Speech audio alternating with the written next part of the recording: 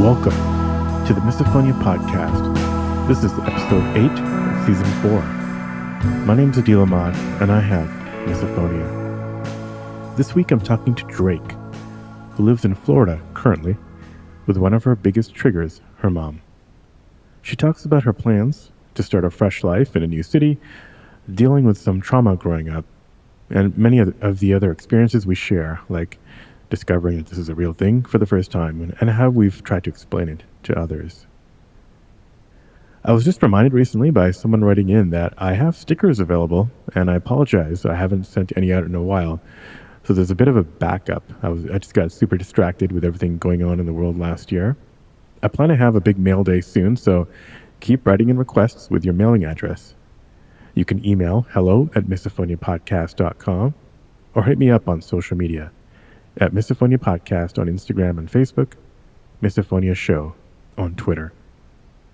I also just want to mention to people that we now have a YouTube channel with all of the episodes on there with captions. The captions are automatically generated by YouTube, so they're not 100% accurate, but from what I've seen, it's really quite good. So for the folks who don't want to listen, that's a great alternative because you can turn the sound off. I suggest putting it at double speed, 2x, and just watching the captions. So if you know somebody who has been hesitant to listen, please share. I will have the link in the show notes to the YouTube channel. Also, just a quick reminder to consider hitting the 5 stars on Apple Podcasts or wherever you're listening to help bump up in their recommendations to new listeners. All right, now here's my conversation with Drake. Drake, welcome to the podcast. Good to have you here. Thank you. I'm excited to be here. I guess, I always like to ask, kind of whereabouts in the world are you? I'm in St. Petersburg, Florida. Okay, cool. Yep. Yeah, I had, I think one of the first few guests I had was from someone from Florida, actually not too far from Mar-a-Lago, but that's a whole other thing. So, and then, I guess, what do you do in St. Petersburg? Right now, I'm just trying to save up some money. I'm trying to move to North Carolina. St. Pete is not where I want to stay. I grew up here, but just kind of working at the moment. Yeah. And is the reason why you want to go just to be more independent, maybe a little bit miso related, or just getting kind of stir crazy? A little bit of everything. I've getting a little stir crazy, wanting to start over, I guess. I've always wanted to move. I've never really wanted to stay in St. Pete. So now seems like a good time. Being stuck inside with someone else definitely did trigger a few misophonia things. So that's another motivator. Right, definitely. Quarantines and lockdowns had kind of mixed results. Some people loved it. Some people did not because felt like they were suddenly trapped. It was kind of getting very claustrophobic. And I guess, are you living with family or? I'm living with my mom right now. Okay. And so parents are usually, well, not usually, but often original triggers. Am I? Yep. Am I guessing correctly there? Yeah. Okay. My mom is my worst trigger. Okay. Which I hate saying, but I don't know if I've told her explicitly. She doesn't really believe in miso, which is frustrating. But I have told her that most of the things you do trigger it. It's an interesting living situation at the moment. And when you told her, did you use the name miso and kind of show her links and information? It was a conversation over a period of a few months, trickling at the beginning at what I wasn't showing her any resources or anything, but honestly, it was when I first started listening to your podcast that I came home and I was like, Mom, look, I'm not crazy, I promise. Yeah. She believed it a little more. She looked into it on her own, but she's a skeptic about anything, I guess.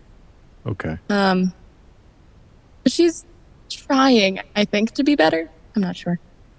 Yeah. So did you yourself just relatively recently find out that it had a name? Sort of. So I first started having symptoms, I guess. I don't triggers.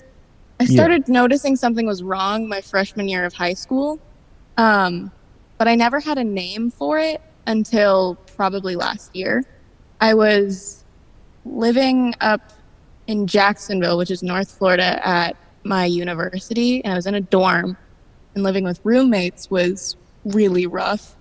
Um, so I was just researching more on it, and then I came across misophonia, and it was like a light bulb went off in my brain. And then I talked to a doctor I was seeing at that point. She was like, "Oh yeah, yep."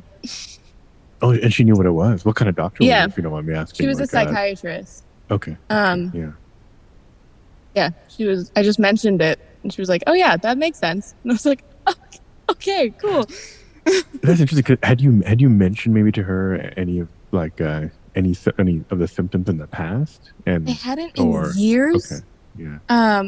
I probably my memory's a little spotty for most of my life, but I probably mentioned it the beginning of high school because it was really intense. Um, Hmm. I I was recently traumatized. I have PTSD as well, and that's where I think it was first triggered because I didn't have any problems before, and then around that time things started popping up to the point where someone would sniffle once in class or chew a little too loud in lunch, and I would have a panic attack immediately. I was having like 10 a day. Um, it was rough, and I didn't really have a name for it at all. So I didn't know what was wrong. I thought it was just insane. Hmm. But so I probably mentioned it because it was a big detriment to my productivity and everything. But Oh yeah, yeah. Sounds like it was happening multiple times a day. yeah, And so so you would it be safe to say that like did it affect grades and stuff as you're going it through high school? absolutely affected grades. I learned to work around it as high school progressed and my grades got better. But my first year of freshman year, I got a 1.27 on my GPA. Like that was my GPA. Yeah. Um, I had always been a straight A student, so that was rough. Yeah. I Yeah. I couldn't pay mean, attention in class because any sound would set me off. right. And so, what were some of the ways that you kind of worked around it going through high school? Um, I think I almost did it subconsciously. I was in therapy for other things, and some of the coping skills they taught me for like my anxiety um, helped with the miso. I think I thought they were the same thing, but just general distractions. Like if I would hear a sound that really bothered me, I would start to like I would find my biggest go-to was I would find a desk in my classroom and I would count the amount of screws that were in the desk. And once I was done with that, I would like find something else that had a repeating pattern and I would count how many times it repeated and just Mm. totally taking my brain away from everything and focusing on something as simple as counting really helped. It did not help my grades, but it did help not freaking out in the middle of class, I Right. guess. Well, yeah, yeah. Well, I mean, that's victory in itself, I'd say. Yeah. Yeah. Gotcha. Were you maybe gonna get earbuds, headphones? Could you listen to music in class? Probably not, right? I could not listen to music in Yeah. class. My school was not the most accommodating with any with anything Yeah. really. They would let me take tests in a separate room, but that was pretty much as far as it would go. And was that due to the Um, misophonia or some of your other issues? that was due to, I mean, I think it was both. I thought they were the same thing, but Gotcha. Yeah. it was because of the other issues. But I think in reality, it was when the room was quiet, I could hear the sounds a lot clearer. Yeah. Yeah. For sure. And what about at home? Were, were you just living with your mom then too? And was she kind of also a major trigger? Usually it starts at the home. It sounds like for you, maybe it started at school. I'm curious if it started to expand. I again, my memory's spotty. I don't remember anything at home Hmm. really setting it off. I remember things at friends' houses would bother me sometimes. Like I would go over to my one friend's house and she had a pit bull and I loved the dog. He was a great dog, but whenever he would eat or drink, I would like want to Yeah. travel to Mars. Right. But And did it at start home to I don't affect? remember Yeah. anything. Gotcha. And did it? Yeah. I mean, with your friends, did it start to kind of affect your social circles? Like, were you starting to kind of categorize people by triggers and not Oh, triggers? absolutely, yeah. Yeah. I had gone to the same school my entire life from preschool to 8th grade. So when I was going to high school, it was my first time switching schools and I like didn't have my normal friend group around. So it was hard making friends when Hmm. they couldn't make any noise. Um, but certain people around, like certain ones of my classmates, I wouldn't go near even after everything calmed down, I guess. Like Right. I recently ran into one of like my old classmates and he used to sniffle all the time in my 8th grade Spanish class or my 8th period Spanish class. And when I saw him, I was like, I don't want to be anywhere near. He's a nice Even guy. now. Yeah. Yeah, Yeah. nothing's wrong with him, but like just seeing him was like, no, I don't want Yeah. to deal with that anymore. Yeah. That's Um, been imprinted in your brain. That yeah. happens to a lot of us, I think. Yeah. Interesting. Okay. And yeah. So right. So yeah, categorizing people. And did you mention it maybe to your friends at school? Specifically the kind of these symptoms of misophonia. Like, did you try to get them to be quiet at their house or whatever? I I don't know exactly what vocabulary I used. I knew for Mm, a while I would like almost joke that, oh, my anxiety is so bad that whenever someone sniffles, I have a panic attack. But I never really had any vocabulary past that. My friends yeah. knew like if I have to sneeze or if I have to blow my nose, go as far away from me as you possibly can. If we're eating, let's put something on in the background. But I don't think any of us really knew why. I mean, I definitely didn't Okay. know why, but I could never So they knew explain to that them why. much. Yeah. Yeah. So it was known as that much. Okay. So, but yeah, it's funny. It's. I think it feels like it usually falls into the kind of the quirk category where it's like, it Yeah. becomes your quirk, but it's not like considered. It's not really I taken think I seriously beyond that. They don't really understand the fight or flight situation. yeah. Like I would try to explain it that I promise I'm not mad at you. I don't want to kill you, but at the same time, Part of my brain does. part of my brain does. So if I walk away in the middle of a conversation or I snap at you, I'm really sorry, but I have to. I can't fight this exactly anymore. Yeah. Were you starting to use maybe headphones like outside of school, like using headphones as a coping mechanism or anything else? I didn't really I didn't really go outside much. Hmm. I was pretty much just in my room all the time if I wasn't at school. So I didn't necessarily need to use Gotcha. headphones or anything. I was just alone. Yeah. And you don't have any siblings or anything, did you? No, it's Okay. just been me and my mom for a while. Gotcha. Okay. And yeah, then I guess after after high school, you did go to college for after I went sounds to like right college for a bit. yeah. Um, After really freshman year, everything kind of settled down with the miso and with everything else. So I was much better at being in a high school setting. There were still some triggers that would bother me, but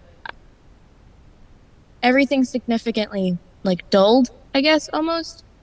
In This is college, after freshman of high school adults. So that after one freshman year in high was school, like yeah. a That gotcha. one Okay. year was intense with everything that was going on. And then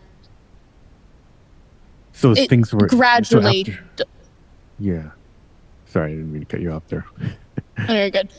Like freshman year was the main, I, I noticed everything the most freshman year. Sophomore year was a little less heavy, I guess. And then junior year not noticeable all that much. Senior year, I could forget about it for the most part.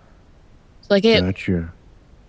it was a definite decline in how much things were bothering me almost. But when I moved into the dorm with two roommates, it came back, I guess, full force. And I was Mm-hmm. reminded of all of the things that I was feeling years ago, which is Yeah, when and I it's been started researching. right, and it's been pretty constant since then. Sounds like. Pretty constant. Definitely not Yeah. as bad as it used to be, but it is Right. makes its presence known a lot more. So that after that first year of freshman, were there other things in your life that were also kind of like calming down a little bit? I'm just trying to because stress is like a major Yeah. exacerbator, and I'm wondering if that at least helped. Obviously, didn't kill the misophonia completely, but can kind of lower the amplitude a little bit if other factors in your life are not as prevalent as they maybe were. Oh yeah, no, definitely. When I started to get adjusted into my new routine and everything, and I started to know people around me more, other things in my life weren't as big of a stress anymore. That's definitely when it started to, I guess, go away. Not go away, but step back. Yeah, yeah. And then when you started college, that was it. Maybe were you feeling stressed again? I mean, that's obviously like there's a lot of changes going on there too. And um, do you think that was kind of related to the stress of starting college, It or was probably just definitely a little yeah? bit. Um, I was lucky enough to know one person that went to my same college who was my best friend, and he lived three doors down. So that was great. But everyone else, I did not know. I had two roommates who were best friends, and then it was just me. Um, and it was a new situation, as it normally is when you Right. move away for the first time. Yeah, right. You moved away So it for the was first time, definitely so yeah, stressful, but yeah. I think the stress combined with two new people with very, in my opinion, interesting habits um, Uh-huh. that did not necessarily mesh well with my miso. Right. It was all a big cluster of Yep, yep. things. So, in terms of triggers, so I guess probably a bunch of weird mouth sounds and clicking and all Yeah. the usual stuff. Yeah, yeah. What about in class? Like, or other places around campus where you would have been triggered, like in lectures? I'm wondering if it started to affect your kind of learning at college. I'm not sure if it affected my learning at college so much. I do like if a professor had a lot of saliva in their mouth, I guess, and when they would talk, it would kind of click. That would really bother me. Sniffling has always been the biggest one. I Okay. don't know why. Living in Florida, especially right now with all of the pollen, it is rough. But Yeah. sniffling has been present anywhere and everywhere I go. So that's always been one. Clicking, it does bother me, but not as much as anything else. I can ignore it better. It still makes me Yeah. angry, but it Right. doesn't set me off so much. So generally face related sounds. Face related sounds, Yeah. but also if people would like rustle a lot, if they wouldn't sit still, Uh, which is so hypocritical of me to say because I know a lot of times I have a lot of saliva and my voice clicks and I can't sit still to save my life and I click a pen sometimes. So I know if I were to be around me, I would hate myself. But right. But you don't actually trigger yourself, right? no, Most of us don't. I have bumped into a couple of people who do, which sounds terrible, but I will yeah, it's trigger pretty rare. if my knuckles click at all, or any joints click, Mm, that will trigger me, but mm. that's not necessarily. I feel like that's separated from me almost. I can't control that. But Gotcha. Yeah, that's interesting. That's yeah, you can't control that. I feel like part of the issue is that we feel, at least part of our brain makes us think that the other person is actually in full control and doing Yeah. the triggers on purpose, which just becomes that spiral. Yeah. Spiral of anger. Did you I forget, did we talk about this? Again, did you tell your roommates in college? I did mention it to my roommates because when I was probably 11 o'clock at night and we were all just trying to go to bed and I was just researching misophonia on my phone and I sat up and I was like, guys, look, look what I found. They were not as enthusiastic as me. You shouldn't. Right. No one should expect them to, but Right.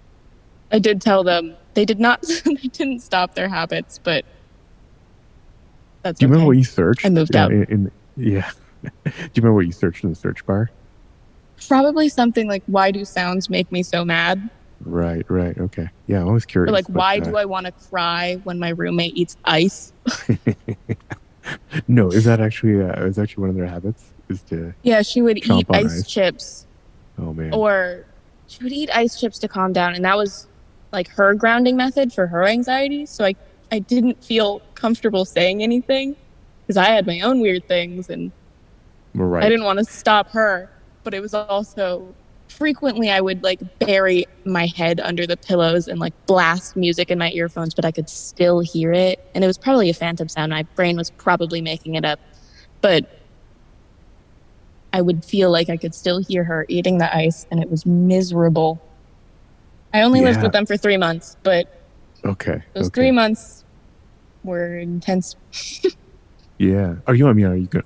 Do you talk to them at all, or are you on any kind of good terms with them, or did the miso? I don't talk to them all that often. I'm still on good terms with them. I love them as people. It was just living with them was not the best situation for either of us. Right. But, and did you move out purely because of this, or was there another reason, like you want to move on to something else? I mean, probably partially. I could have lived with them still, but I wanted to move to a different dorm. I wanted to move in with someone else. And so I don't think they really wanted to live with me all that much anymore. Yeah. And so did you have somebody in mind that you want to move in with, or did you just want to move in with somebody else, anybody else? So the best friend I moved to UNF, which was my college. Mm-hmm.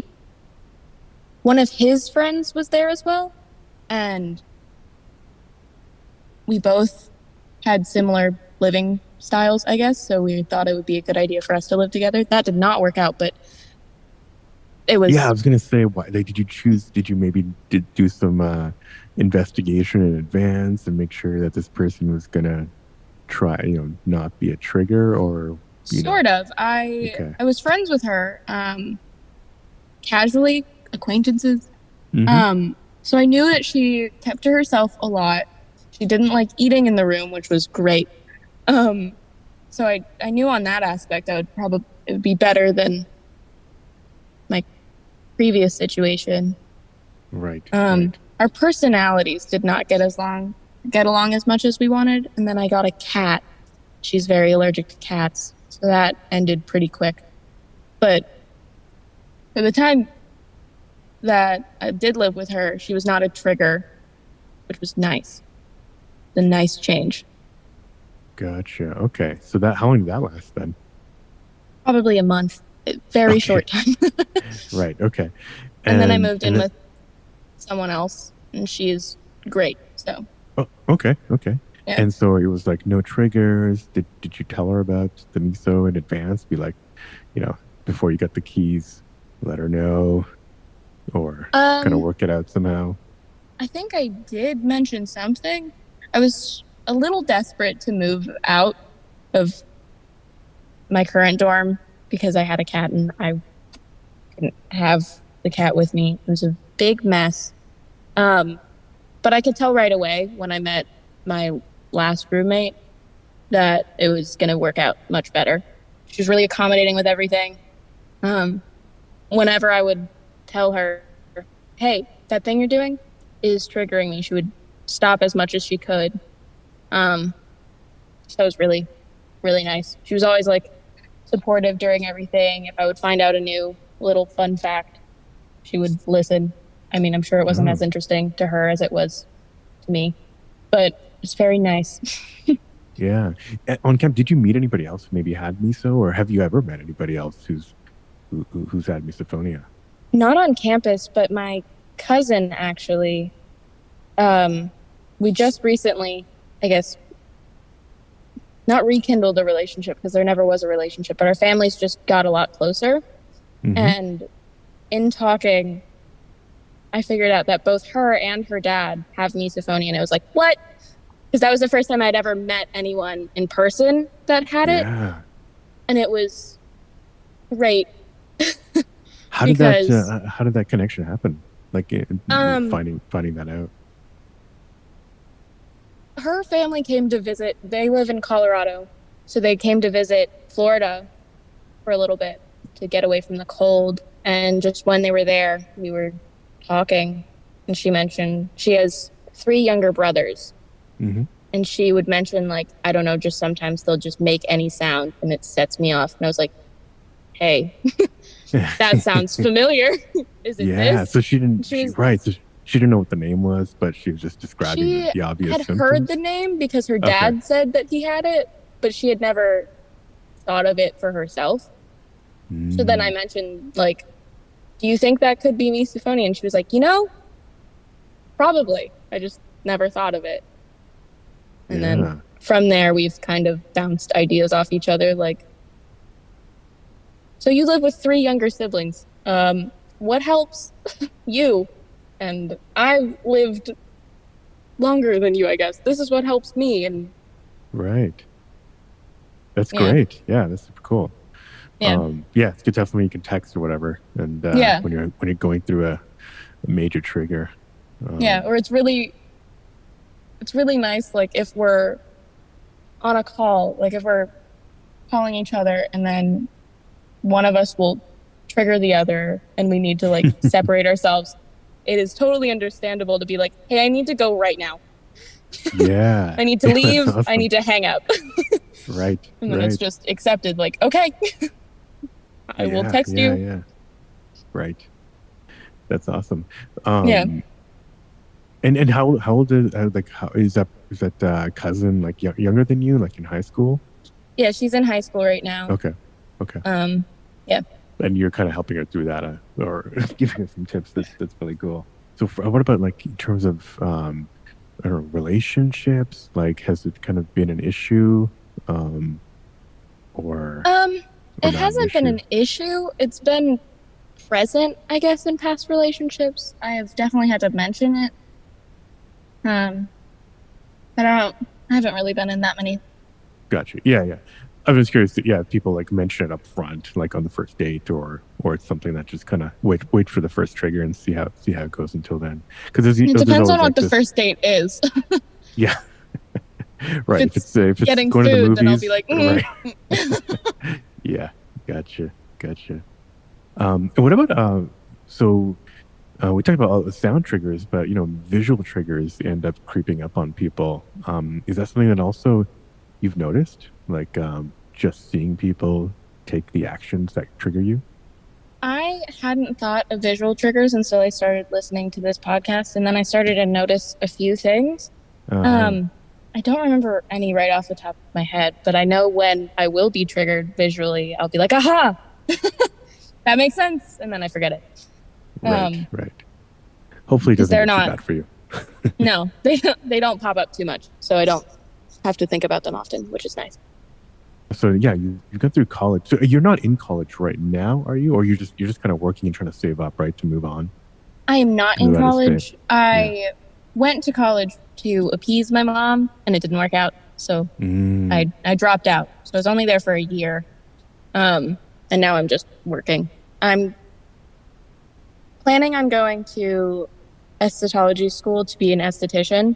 So that is some school that I'm going to do. Not currently, but in June. And where you're working now, how's the situation there in terms of accommodation? I am very thankful for where I'm working right now. It is not my dream job by any standards, but I'm a camera operator at Dillard's, so I'm completely alone always.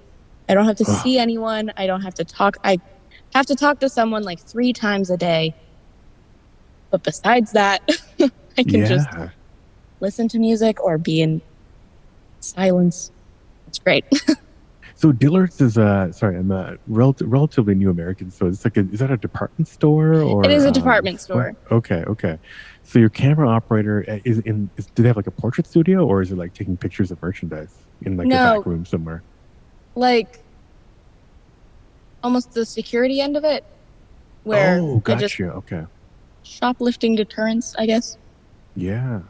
loss Oh, prevention. yeah. So you're in this room with like futuristic TVs everywhere, and Yeah. Yep. okay, yeah. I So that yeah, yeah. that's yeah. Some people, I mean, it's interesting. Yeah, some people, you know, later on in life, like they take like a if they're really desperate, they'll take a night shift janitor job just because that's you know super alone. Nobody's there. Yeah. Nobody's in a building at night. I have thought about taking night shift jobs. I've been able to work with people. I can work Mhm. around people. I can work with people. It's just I prefer to be alone, not have to Yeah, deal with. no, like many of us were. You're very personable, like a lot of us are. But yeah, it's if they trigger you and then you have to do it out of you know um, a necessity because of your job, it becomes it could become a spiral down. Yeah, Um, an added stress of not just work but also coworkers. right, right. So and you will be an esthetician. I'm going to pronounce that wrong. Um, yeah, that's cool. And then and you picked North Carolina as a place you want to go. Is there any? I don't know if we mentioned any particular reason. Like, is somebody, people there you know, or it's just like I want to start new and I can just, you know, pick my environment and Um, just kind of live in peace. I don't know anyone in North Carolina. I went to Asheville once when I was like 11 years old for a wedding, and I fell in love with it. And I've tried to go back a few times, and they have been disasters of trips. But I still just want to go back. So it's partially just Disaster for not necessarily for me, so just for in general, or yeah, just in yeah, general. I just yeah, want to start over, yeah, try yeah. No, living that's very alone. yeah, no, that's great. It's yeah, it's always it's exciting to get to redefine yourself, basically. Yeah, I feel like I Um, can't move on from anything here. Like other issues that I've had, mm, miso, when I see um like locations that I remember having a big trigger or people that pop up, I am constantly reminded of, hey, remember when? oh, so you remember these. So you said your memory's kind of spotty, but these My miso memory is triggers are strong enough. spotty. Yeah. Yeah, I have issues with memory, but I remember locations really easily. Mm, So if I walk past a place that I went and I was triggered, I will remember it forever. I won't. It's kind of sad because I don't remember oftentimes where or when or what like happy things happen, mm, but triggers, the locations of them, the event itself, I will remember forever. gotcha, So it's gotcha. hard to move on when I'm surrounded by them. That seems like a perfect time to get up and go to the next stage. Yeah. Go somewhere, um, and restart. Yeah, yeah. I hope that works out. That's we'll have to maybe get you on back to the podcast in a couple of years after All you've right. settled into your quiet solo apartment. Yeah. See how That's living in the cool. mountains alone does for Oh me so yeah. funny. So you planning to head to kind of a rural part of North Carolina? Um, Sort of in the middle. I want to Yeah, live near Asheville, which is a the smaller city you town, really but love. Yeah. it's yeah. But there's mountains and suburbs and just quiet towns right outside that I kind of want to Hmm. explore. Close Yeah. enough to Asheville that I can do things and work, but far enough away that it's peaceful. Yeah. No, that does sound great. That does sound great. Um, cool. Well, I guess yeah, that's really interesting. That's very, yeah, that's very exciting. I think a lot of people are Yeah. probably jealous they can go and restart somewhere. It won't be Um, for a while, but it's the plan. Yeah, but that's I think I mean this part like we were talking about before, like stress really reducing stress really Yeah. kind of helps your miso. But if you also have something that you're working towards and looking forward to, if you're saving money for this, it's like Yeah. I don't know. At least for me, I feel like okay, I'll make a I have trigger a today, goal. but I have a goal. Yeah. Yeah. So I guess we're I don't know, we're heading around 40 minutes or so. I was wondering if do you have any like um anything you want to tell people who maybe have recently found out about miso or are also in kind of a similar situation, who might be listening?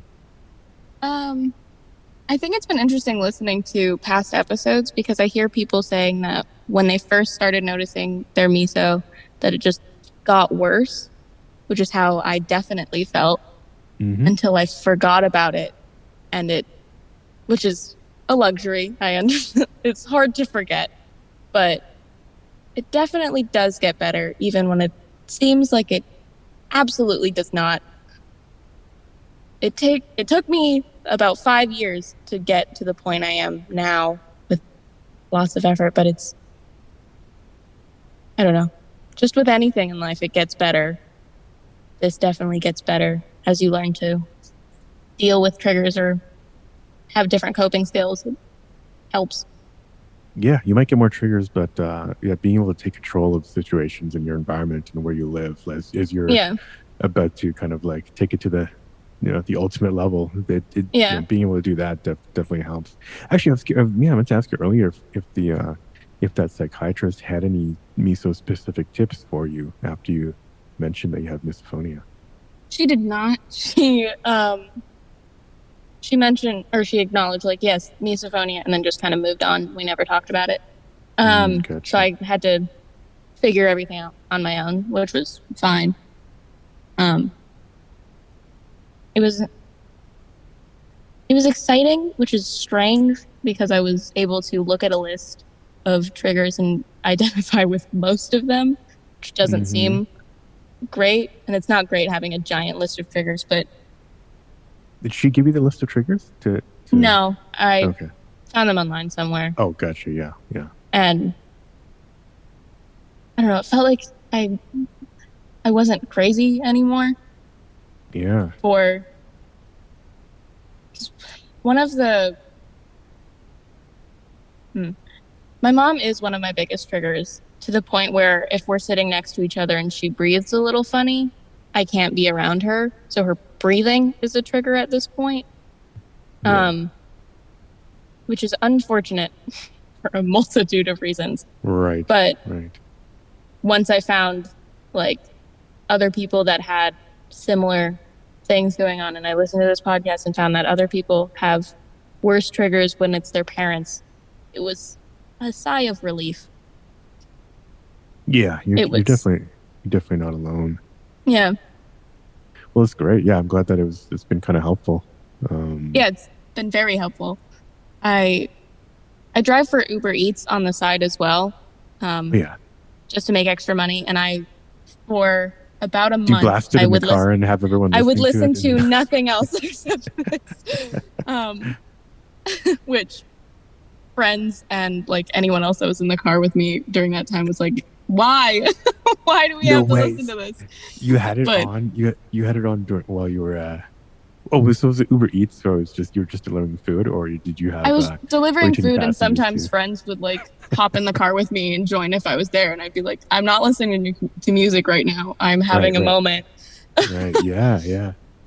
Because it was about like between finding a name for miso and then finding other people who had it was about a year. So it was okay. I'm not crazy, but I am alone in my crazy. To I'm not alone. Whoa. Right. So right when I found like this podcast and other people that were talking about in blogs, it was all I did for a bit. Yeah. I hyperfixate on a lot of things. That's how I live most of my life, is I will hyperfixate on something and then that's what I do. So I hyperfixated on misophonia, and during that time my friends got a lot of information. Hey, well, that's good. I'm glad you're spreading that information. Yeah, I guess it's interesting. It kind of goes back to that when you were counting the screws in your desk at school. You use fixation as kind of a coping mechanism, and that's I mean, that's not. It is not simultaneously a symptom of some of my mental illness and also a coping skill for some of my mental illness. So whatever works. Exactly, whatever works. Well, yeah, because until we have a cure, whatever works. Or until psychiatrists actually don't move on from exactly. So, well, yeah, Drake, this has been great. Thanks for coming on, and this, I'm glad other episodes helped you, and I know this is going to help a lot of people. So, hope you definitely feel good about that, and good luck with it. Yeah, let's keep in touch. I'd love to hear about your well, I mean, I know it's far away, but maybe in the future we'll reconnect and do another episode and see how you're doing. Yeah, absolutely. It'd be great. Thank you, Drake. I really wish you the best and hope you can make that move to North Carolina. If you liked this episode, please leave a quick review or just hit the 5 stars wherever you listen.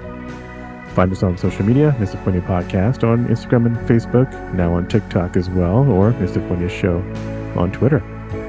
You can find all the links on the website, misophoniapodcast.com, and even contact me from there if you like. Music, as always, is by Moby, and until next week, wishing you peace and quiet.